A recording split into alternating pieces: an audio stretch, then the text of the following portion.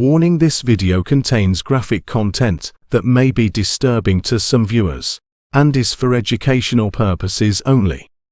Viewer discretion is advised. Was that found in the deleted section? I can't give you that right now. I didn't do anything to anyone. I did not. I don't.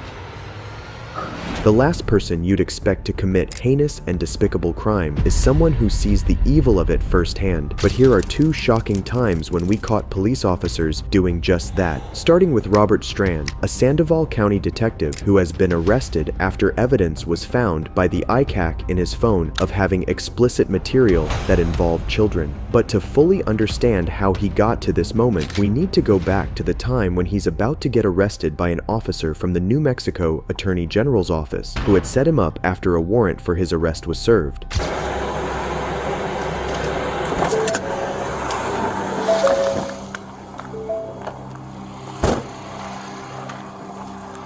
you doing? Hey. Sir, can I have you do me a favor? Set your paperwork on the tailgate right there. Go ahead and place your hands behind your back for me. Go ahead and relax your legs. Okay.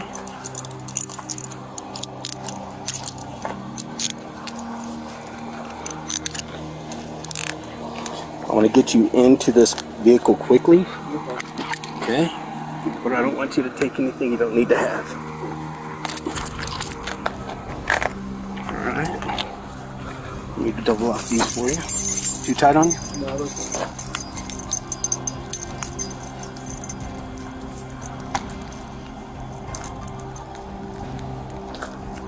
Okay, go ahead and walk with me this way. Real second. Go ahead and have a seat real fast. We have you out of the light, okay? Cool. I appreciate it. You got it.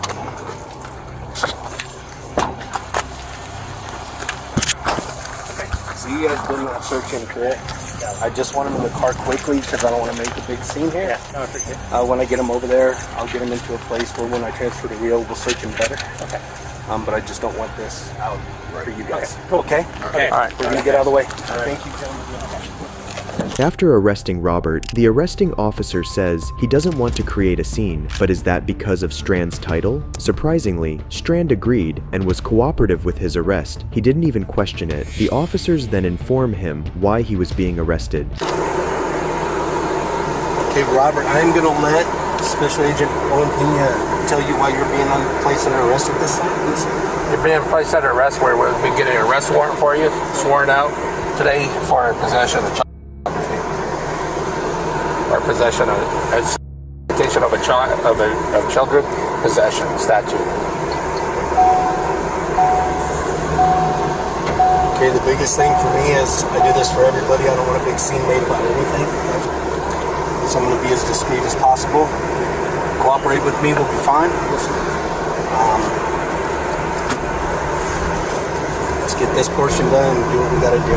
The images recovered allegedly depicted juveniles as young as infants. According to the affidavit obtained by the Albuquerque Journal, Strand received 92 images or GIFs depicting children being sexually abused by adults. The children ranged in age from less than a year old to 13 years old. They also allegedly found photos of Strand having with a computer-generated preteen female. What's more bizarre than a predator detective is to see the arresting officers treating him in a kind and proper manner when he's being accused of such heinous crimes. Yes, sir.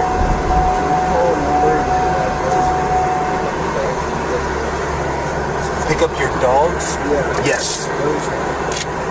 Yeah, let me get my, I'll have Owen bring me a notepad out. I'll get the information. Absolutely, we'll do that. Are those cuffs good for you? Yes. Okay.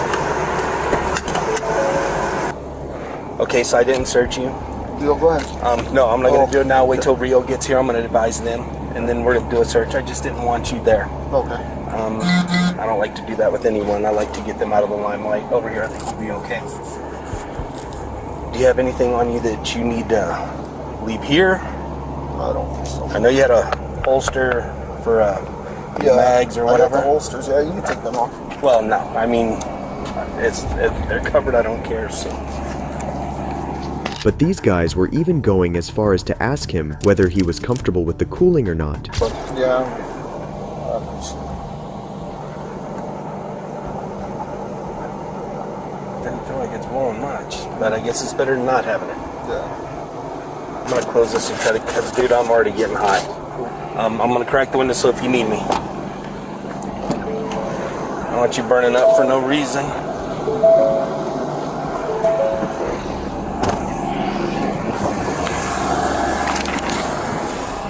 Better? Need to get some cooler weather. Would be nice.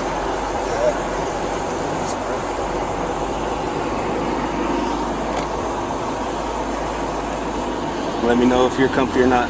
Too cold, too hot, let me know. Okay, and I appreciate it, man. Oh, no problem, man. Oh, no problem, man. We would do that. Do not want those dogs in this heat. No. See anybody, that is something we'll make sure that we get somebody to take care of. Yeah. Were the officers trying to make Strand feel comfortable so he could open up to them and incriminate himself, or were they trying to help their brother in blue? Let me know what you think in the comments. Then we can see how the officer calmly answers Strand's questions about the evidence and the aftermath of the arrest. I don't know how much you can answer, but was that found in the deleted section? I can't give you that right now. Okay. It'll be listed in the where it was found. Okay. In the arrest warrant. Yeah. Anything I knew about was. Okay. All right. That's why I was asking. Okay, no problem. I didn't think I was being arrested for that. All right. Okay. Yeah, you're good. Okay. So what's next? What's next is Rio's coming. They're gonna transport you to their holding cell, Okay. and then I'm gonna finish out my warrant, send it to my prosecutors. Prosecutor's gonna approve it, and then I'm gonna walk over here and get a judge to look to see if I can get a judge to sign the arrest warrant. Once the arrest warrant is signed out, you'll be booked on that arrest warrant. All right. Any other questions? No, I appreciate you guys. Okay. Thank you, sir.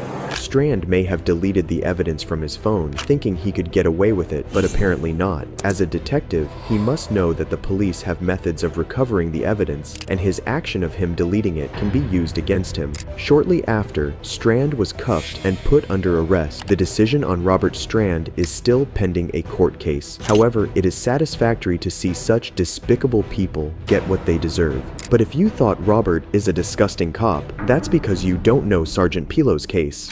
You didn't see the gun yet? No. 43-year-old Jeffrey Pello, a sergeant of Bloomington PD, accused of being a serial.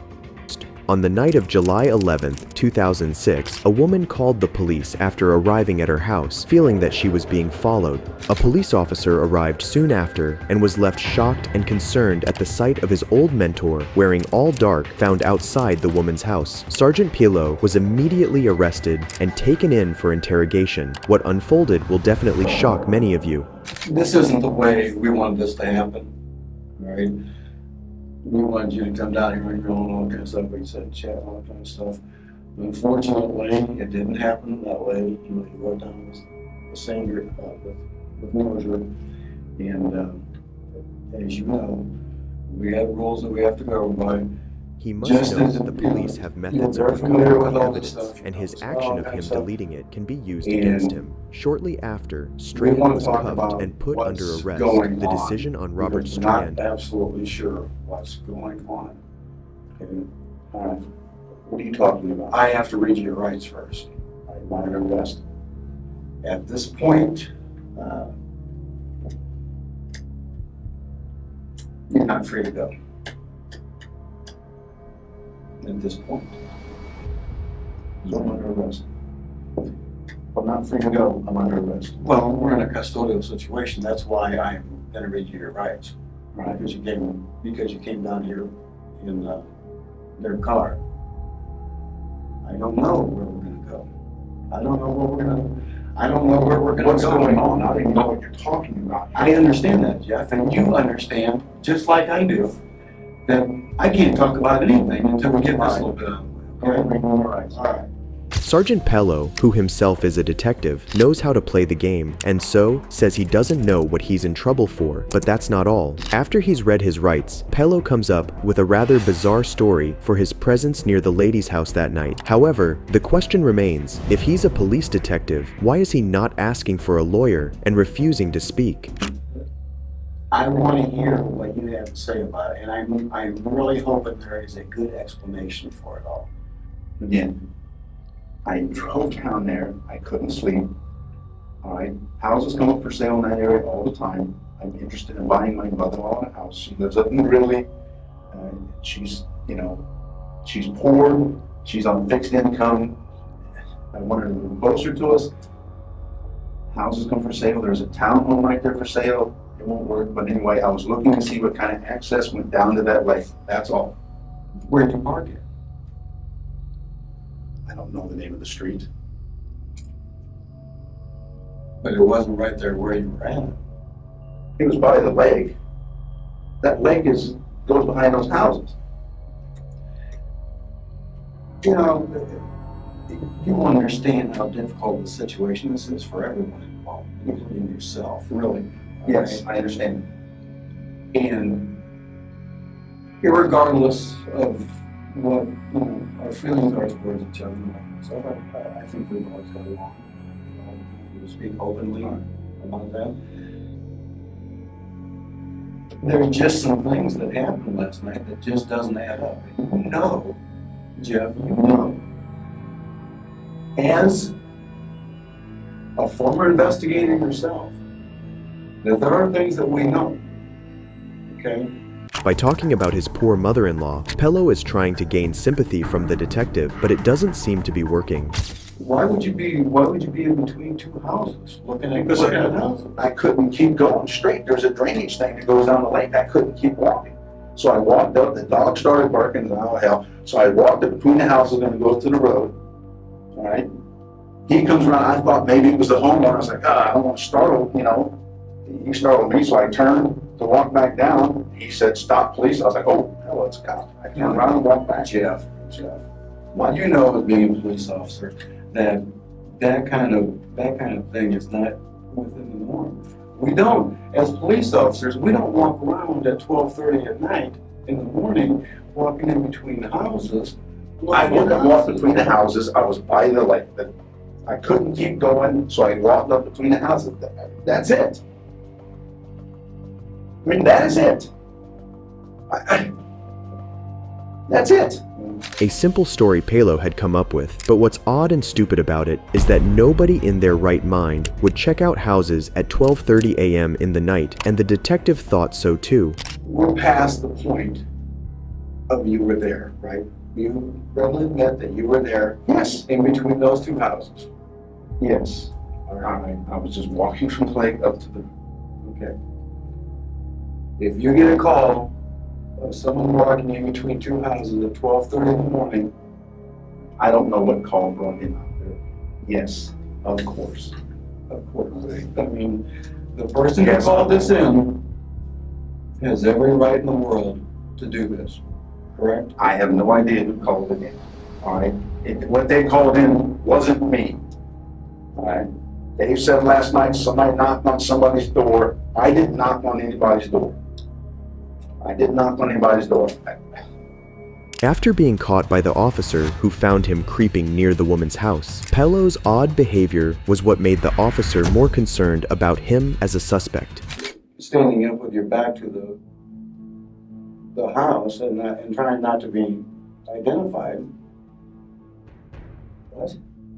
Having your back up against the house and not trying to be seen as David walks by. I was walking up. I saw someone coming, so I stopped. I turned to go back. Again, the dog's barking. I didn't want somebody to think I was doing something wrong. He said, "Stop, police." I was like, "Oh, hell." So I turned around and walked up to him. You didn't see the gun he had pulled on you? No. You were unaware that he pulled a gun on you? I did not know he did that. No, I did not. When I turned and walked towards him, so he could see who I was, that I wasn't a threat, we talked for a moment. What did you talk about? He asked me what I was doing, I told him what I was doing. That you were there to look for a house for at 12:30 in the morning. I'm interested in houses in that area. There's that lake. I was looking to see what kind of access there is down to that lake. Seeing Pello maintain his story of just looking at the lake to purchase the right house, the detective tries to connect to him on a deeper level by adding human elements such as the lady's attractiveness, hoping this would make Pello open up. I mean, I don't know how simple it is. It's not that simple. I didn't have ill intent of any kind. That's it. It's not that simple. I mean, that's it. It's not that simple. I mean, she is a young, attractive lady. I don't know who she is. And like I said, I know, I've seen you how you take a genuine interest in people, okay? And I think if you knew what you did to this person, because I'm telling you, she's freaking did not do anything to her. You were there, right? Were you anybody there? Did I walk up from the lake between the houses doing the road? Yes, I did. Okay. You were there, right?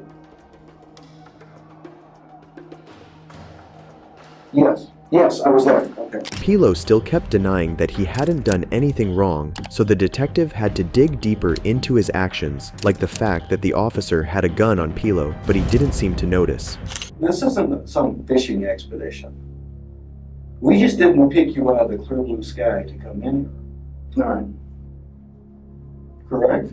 Obviously. Again, the only thing I did Was walk from the lake in between two houses up to the road. I was going to go to the road. And when I realized somebody was up there, I was like, and turned to go back, and that's what he said. And I turned around and came back to him. Okay. But we're leaving out this. We're leaving out you. We're standing up against the wall like this. That did not occur. And an officer confronted you twice. That did not occur. And then you turning No. and walking away. Did I with your turn? hands right here. And he says, stop. Show me your hands. And he has, and I mean, you've been in the ERU. I understand. You have been in, you're a weapons guy. You're a former military. I understand. And you're telling me you didn't know somebody had a gun pointed at you? He's backlit. I wasn't paying attention to that. I am not buying what you're telling me. I don't. 1 second. For 1 second. You know that I've done this for a long time, and you have done it for Yes, I am. you have done it for a long time. And I didn't do anything wrong last I night. know you. I know. And you know what? How many times have we sat in here and listened to somebody for hours and they didn't do something they did? I'm not going to be here for hours And telling then you that I didn't do anything wrong. and then have all the behaviors and all the things that are happening. You were not Sergeant Hilo last night. You were absolutely somebody else. Seeing Pello not budge on his story, the detective brings his wife into the equation and asks about her reaction if she was questioned on Pello's unusual behavior of checking out houses at midnight. And say, oh yeah, that would be totally normal for Jeff to do. Is to go at 12:30 in the morning and walk in. I can't predict to you what she's going to say. You've been married to her. She's the mother of your children. I understand. I cannot predict you what she's going to say. You don't think that she knows you? Yeah, she does. Is she going to say that that would be normal behavior for you to do? It's not. Is it normal that I do that? No. All right.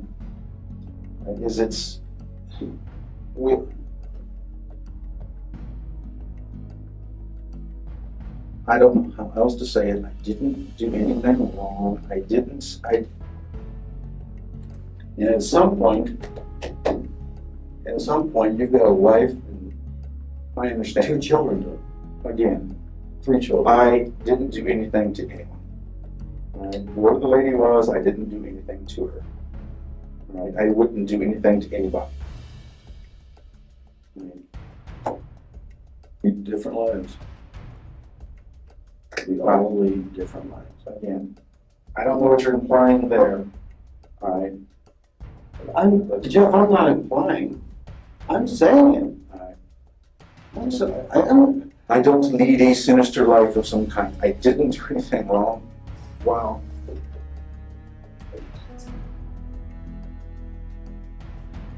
I didn't do anything to anyone. I didn't do anything to anyone. I did not. It seems as if Pello, too, understands how bizarre it is to go with the story of browsing houses at midnight, as even his wife wouldn't take his side and say it wasn't normal. Frustrated throughout the whole thing, he just kept repeating that he did not do anything, but we know that's far from true. Because that's what we're going to say. If it comes to a point where we have to go to a judge, you can say, I didn't do it. Tell the judge the same thing I've told you. The only time I walked between those houses, I walked from that road up towards the road. That's it. That's it. You're just not listening to reality. You're just not listening to reality. The only thing you can say is, having walked from the lake between the houses to the officer, and I didn't do it. However, I have a police officer, I have a victim, I have you mentally in the area. I mean,